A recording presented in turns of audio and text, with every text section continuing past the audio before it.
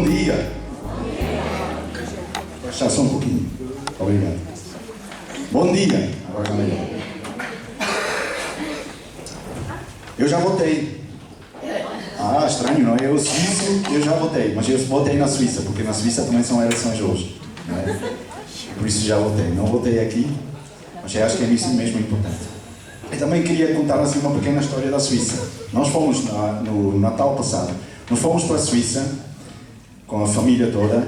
De vez em quando temos este privilégio de passar o Natal com a minha família, vamos dizer, a minha parte da minha família. E fomos lá com os filhos, com a filha, com o filho. E quando nós voltamos, aconteceu uma coisa que eu não entendi. A minha filha deixou de falar comigo.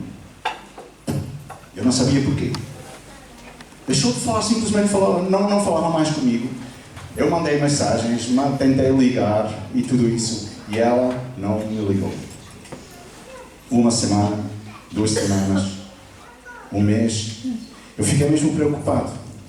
Fiquei mesmo muito preocupado. O que tinha acontecido? Eu não sabia.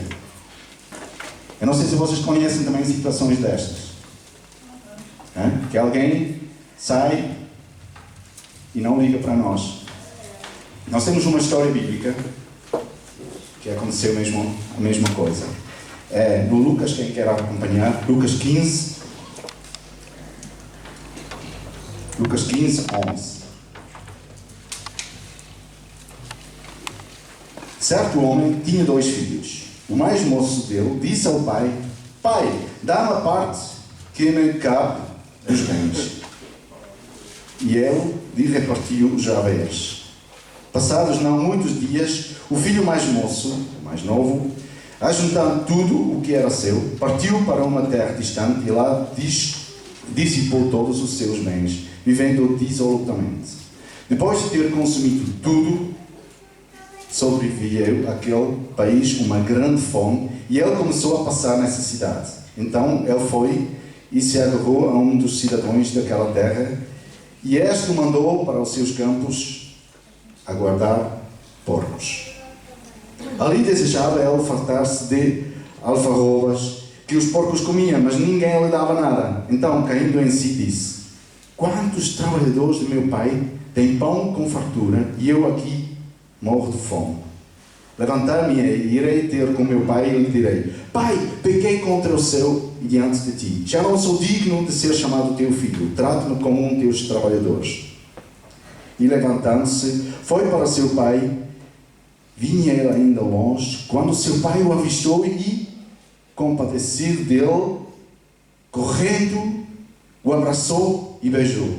E o filho lhe disse: Pai, pequei contra o céu e diante de ti. Já não sou digno de ser chamado teu filho. O pai, porém, disse aos seus servos: Tracei depressa a melhor roupa, vestiu, pão-lhe um anel no dedo e sandálias nos pés. Tracei também e matei o novilho cevado.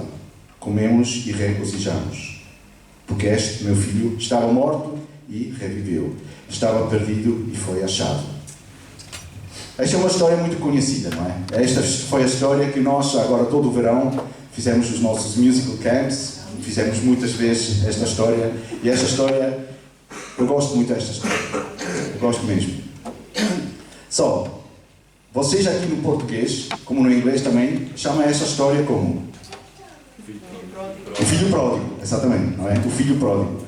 Em alemão é um pouco diferente, porque lá não é o filho pródigo, lá é o filho perdido. E para mim faz um pouco mais sentido. Se nós olharmos que tem 2 histórias antes, que é a senhora que perdeu a moeda e a ovelha perdida, são 2 vezes perdidas, não é? E agora esta história, para mim também faz mais sentido, o filho perdido.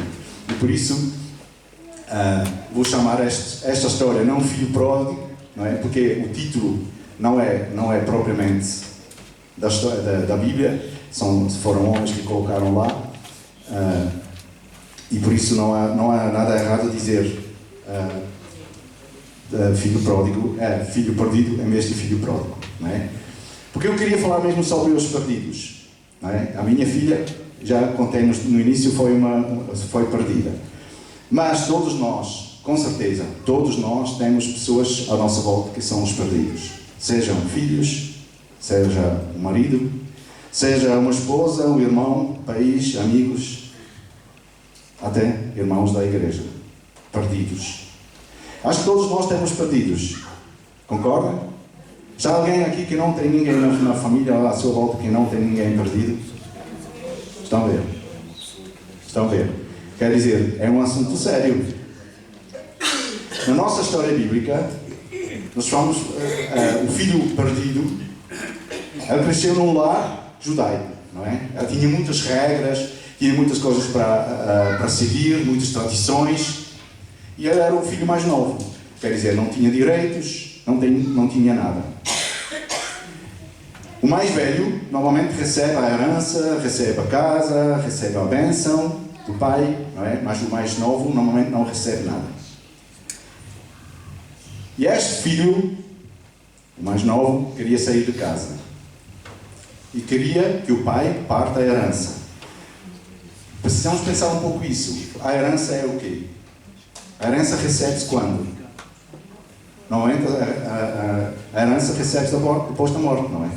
Quer dizer, o filho mais novo disse quase ao pai, eu quero-te morto.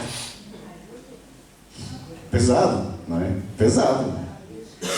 Mas mesmo assim o pai era um pai mesmo muito sábio. Por quê? Porque ele deixou o filho ir embora. Mas com certeza este pai sentiu a mesma coisa que eu senti no início do ano, quando a minha filha não falou comigo. Este pai sentiu a mesma coisa. O filho partiu o coração do pai e com certeza ficou muito preocupado. O filho saiu da casa, gozou a vida até o fim, gastou todo o dinheiro, passou fome e caiu em si, não é? E depois, primeiro chegou mesmo no poço de fogo, nos porcos. Os porcos para os judeus eram os animais mais impuros que tinham. Não é? Os mais sujos. Nem comiam, nem tratavam, nem tinham em casa. Os judeus nunca tinham porcos em casa. Quer dizer, era uma coisa mesmo grave e eles chegaram lá até o fim. Mas chegou lá, nos porcos. Mais baixo para ele não havia. E depois lá ele lembrou-se do pai, lembrou-se da casa e disse, epa, fogo, em casa pelo menos tenho comida. Caiu em si e disse, vou voltar para casa, mas não como filho, mas como empregado. E depois ele memorizou este discurso, vamos dizer, discurso muito, muito famoso que ele diz, meu pai, pequei contra o céu, contra ti, não sou mais digno de ser chamado teu filho, trate-me como um empregado. Depois, o pai estava lá, olhar, todos os dias, olhar, ver seu filho volta. Se fosse a nossa vez de contar esta história, lá nós íamos contar esta história um pouco diferente. Por quê? O pai está lá, o filho, mal cheiroso, não é? Gastou todo o dinheiro, voltou para casa. O que nós iríamos fazer? Eu acho. Dar-lhe uma chapada. Não é? Dar uma chapada, pegar no orelho e dizer, para fogo, eu não te disse que isso é errado. Nós íamos fazer assim. Pelo menos eu ia fazer assim. Não é? Puxar as orelhas. Mas o pai, da história bíblica, nem ouviu o que o filho estava a dizer. O filho estava mesmo arrependido. E queria dizer para o pai, pai, eu pequei. O pai não queria saber nada. Ele pegou, abraçou, deu um beijo. Não é? E precisamos pensar isso. Este filho estava mesmo mal cheiroso. Não é? Agora, imagina uma vez, só para imaginar, uma vez, um homem que vive na rua, já semanas sem tomar banho e não sei o quê, não é? Nós vamos lá e dar um abraço a ele, beijar, não é? Mas este pai não se preocupou nada, e ele fez. Até mais, foi buscar as roupas de festa e fez lá uma festa enorme. Agora, isso foi o filho perdido que voltou para casa. Nós também temos muitos perdidos nas igrejas, não é? Pessoas que não aguentavam mais a pressão, que também talvez sentiram muitas regras, muitas coisas más dentro da igreja e saíram frustrados. Eu já estou 33 anos no caminho com Jesus, eu já passei ser membro da igreja, já passei por ser missionário, já passei por ser pastor. Isso é uma questão de todas as igrejas. Se vocês acham que isso acontece só aqui, não. Isso é uma coisa em todas as igrejas. Pessoas que saem frustrados. Pessoas perdidas, que não querem saber mais da igreja e saem das igrejas. Até o próprio Jesus sentiu esta pressão da religiosidade.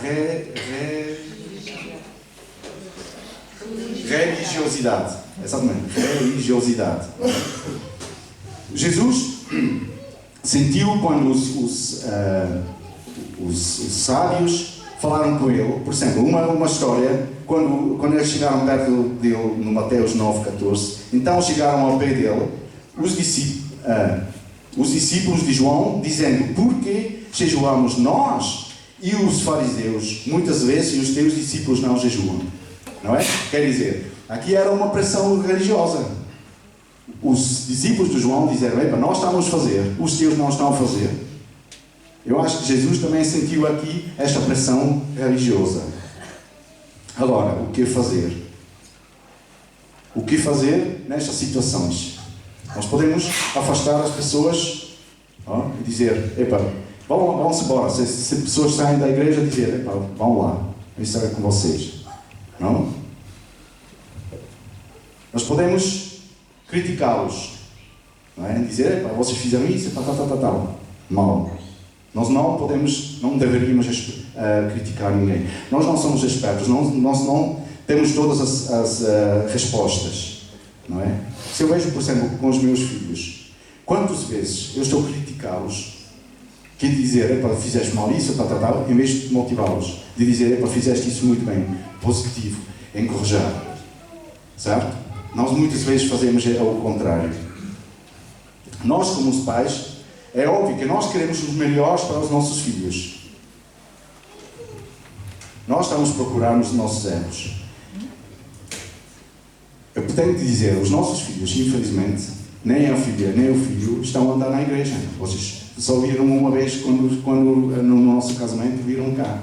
Eles não estão cá. Eles não querem saber nada de Jesus. E posso dizer, isso dói como pai, como pastor, missionário, isso dói. Nós estamos a fazer um trabalho com crianças, onde crianças se entreguem para Jesus e os nossos filhos não estão cá, e para isso dói. E nós fazemos estas perguntas: onde nós erramos? O que nós fizemos mal? O que fizemos mal? Fizemos coisas más? Com certeza. Fizemos erros? Com certeza. Não é? Isso faz parte. Isso faz parte da vida. Ninguém está perfeito.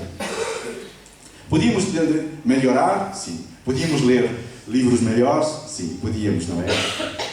Mas podíamos evitar os erros? Não. Íamos fazer outros. Evitar os, fazer outros, não é? Então, quem tem a culpa? Quem tem a culpa quando os filhos saem de casa ou não querem saber de Jesus? Ou os membros da igreja saem? É a igreja? Quem tem a culpa?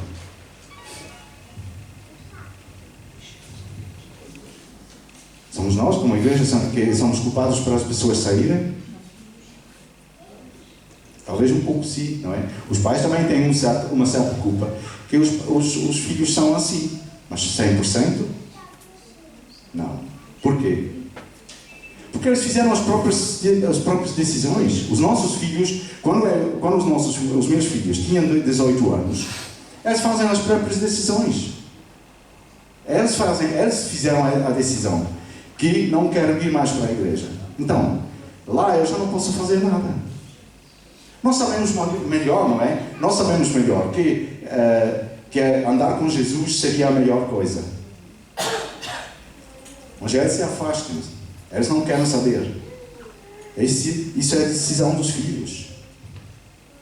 Quebram os nossos corações, mas não podem fazer que paramos de amá-los. Certo? Eles partem-nos os corações quando fazem estas decisões, mas nós não podemos deixar de amá-los. Não é fácil amar filhos que estão contra nós, que são rebeldes, que criticam o que nós queremos, que estão a criticar a igreja, que estão a criticar a nossa fé, não é? Mas nós precisamos aprender e precisamos, até um certo ponto, deixá-los. Não há outra solução. Precisamos deixá-los. Não podemos viver a vida deles. Pais perfeitos. Há pais perfeitos? Não há. Até podemos ver no início, Adão e Eva, eles tinham um pai perfeito. Foram os únicos que tinham um pai perfeito. Mesmo eles fizeram a própria decisão. A decisão errada. E fizeram lá as confusões que nós estamos a sofrer até hoje. Não é? Eu me lembro que tenho um amigo meu no seminário. Eles tinham uma família exemplar. Não é? Olhámos para eles e era para nós mesmo esta imagem de uma família perfeita. E nós achamos que eles estão a fazer tudo certo. Estão lindamente, não é? Apareceram até nos jornais como família bonita e com sucesso dentro da igreja, e ele pastor e tudo isso. Ano passado a filha deles foi nos visitar aqui. Ela já não quer saber nada de Jesus. Não é? Não há famílias perfeitas. Não há. Ou há? Alguém vai dizer que tem uma família perfeita? Não há.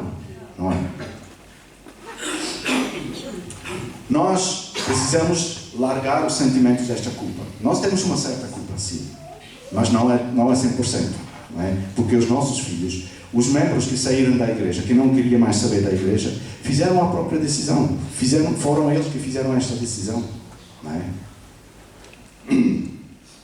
Nós precisamos perceber, isso para mim foi um passo mesmo muito importante. Nós precisamos perceber que nós não somos os únicos. A nossa família, nós como casal, os nossos filhos, esta situação não é a única. Nós podemos ver aqui dentro da igreja, temos vários exemplos que são todos iguais. Não é? Muitos outros têm os mesmos problemas como nós. E acho que isso é importante também para perceber. Nós não somos os únicos. Nós precisamos parar de condenar. Nós precisamos parar de dizer, são os outros. E acho que muitos de nós pecamos neste sentido. É fácil condenar os outros, apontar o dedo para os outros. Mas como Jesus disse, aquele que está entre vocês sem culpa, manda a pedra, não é? Eu acho que o mais importante é nós precisamos ajudar, apoiar uns aos outros. Isso é importantíssimo. E não só como casal, como família, mas também como igreja. Apoiar uns com os outros. Isso foi uma coisa que também o próprio Jesus disse. Levai as cargas uns dos outros e assim cumprireis a lei de Cristo. Nós precisamos ajudar uns aos outros.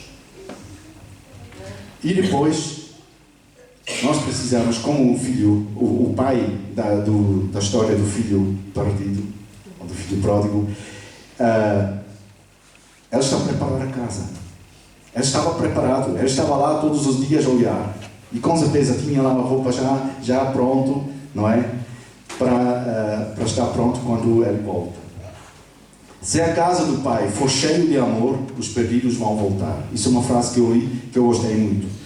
Se a casa do pai for cheia de amor, os perdidos vão voltar. Por que as pessoas saem da igreja? Elas saem por causa da teologia? Eu acho que não. Saem porque não gostam do louvor? Não sei. Saem por causa da dogmática, das doutrinas? Eu acho que não. Eu acho que a maioria das pessoas que saem da igreja saem porque foram decepcionados.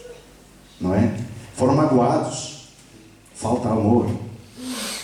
E por isso não se entenderam e vão-se embora. Mas o pai da nossa história preparou a casa. E eu tenho aqui um versículo que explica mesmo isso, o que quer dizer preparar a casa. Nos Romanos 12, 9 até 18. O amor seja não fingido. Aborrecei o mal e apaguei-vos ao bem. Amai-vos cordialmente uns aos outros com amor fraternal, preferindo-vos em honra uns aos outros. Não sejas vagarosos no cuidado, sede fervorosos no espírito, servindo ao Senhor. Alegrai-vos na esperança, sede pacientes na tribulação, perseverai na oração. Comunicai com o santo. House of the Rising Sun. Era a música que estávamos ouvindo. Comunicai com os santos nas suas necessidades, seguei a asperidade. Abençoai aos que vos perseguem, abençoai e não amaldiçoeis. Alegrai-vos com os que se alegram e chorai com os que choram. Sede unanimemente entre vós mesmos. A ninguém torneis mal por mal, procurai as coisas honestas, perante todos os homens. Se for possível, quando estiver em vós, tende paz com todos os homens. Isso é preparar a casa. Isso é preparar a casa. E se as pessoas fora sentem este amor, o amor de Cristo entre nós, eles vão voltar. Sem dúvida, eles vão voltar. Porque eles vão sentir uma coisa diferente. Nós temos aqui uma coisa muito especial. Com a casa preparada, quando a casa está preparada, o que podemos fazer? O que podemos fazer? O que o pai fez? Nada. Ele estava a esperar. Não é? Ele estava lá a esperar para o filho voltar. E ele foi lá ver todos os dias. Nós também, se nós prepararmos a casa, nós também só não podemos fazer mais nada, só esperar. Orar, não é? Clamar a Deus, orar e esperar. Mas quando volta, o que vamos fazer? O pai correu e estava à espera. Né? E o filho estava lá andando, memorizar a frase dele, pai, pequei, papapá, não é? E o pai, abraçou-o. E o que fez? Fez logo uma festa. Não é? É importante. Ele não disse para o filho, vai lá, toma um banho. Veste roupa de festa. Não. Ele não disse nada. E isso às vezes nós também precisamos aprender. Que nós precisamos deixar os outros voltarem. Nós precisamos também ter um pouco de cuidado. Porque as pessoas foram amagoados, foram feridos. Não é? Tem mágoas. Quando eles voltam, nós precisamos ter um pouco de paciência com eles, ter cuidado com eles. Em vez de nós já logo dizermos, vai lá lavar. Não. Vamos fazer uma festa. Não é? Vamos fazer uma festa. E esta história do filho pródigo, ou do filho perdido, conta-nos esta cena do perdido. E nós todos temos pessoas perdidas à nossa volta. Todos. Nós já vimos no início, quando eu perguntei, nós temos filhos, maridos, esposos, irmãos, pais, amigos à nossa volta, irmãos na igreja, que são os perdidos. E estamos tristes. Estamos tristes quando eles saem. Eu fiquei triste quando eu cheguei aqui, 2 anos, pouco mais, 2 anos atrás, e tinha muitos irmãos que estavam cá antes e já não estão cá, e eu fiquei triste. Então onde eles estão? Fiquei triste. Mas nós precisamos largar o sentimento da culpa. Não é só a nossa culpa. Eles fazem as próprias decisões e fazem as próprias decisões para sair. Precisamos perceber que nós não somos sozinhos. Nós não só somos sozinhos. São situações que todos conhecem. Nós precisamos parar de condenar. Nós não precisamos condenar os outros, dizer que tu fizeste isso, tal. Não. Nós precisamos apoiar uns aos outros, ajudar uns aos outros. Preparar a casa, nós precisamos estar preparado quando eles voltam. Mas para isso precisamos preparar a casa, limpar a casa, não é? Como este versículo aqui dos Romanos diz, preparar a casa com amor. Esperar até eles voltam. Mas quando eles voltam, vamos celebrar. Para cada um que volta para a casa do Pai, que volta para Jesus, vai ter uma festa no céu. E para isso, estamos a trabalhar. Para isso, eu me levanto todos os dias e faço o meu trabalho. Porque eu quero que pessoas conhecem Jesus e voltam para casa, para não ficar como perdidos, mas para voltar para casa. Agora, para terminar, eu queria que nós temos agora um tempo que nós podemos orar, que nós podemos falar com o nosso Pai e cada um vai pôr os seus perdidos nas mãos de Deus. Pode ser? Vamos colocar nas mãos de Deus.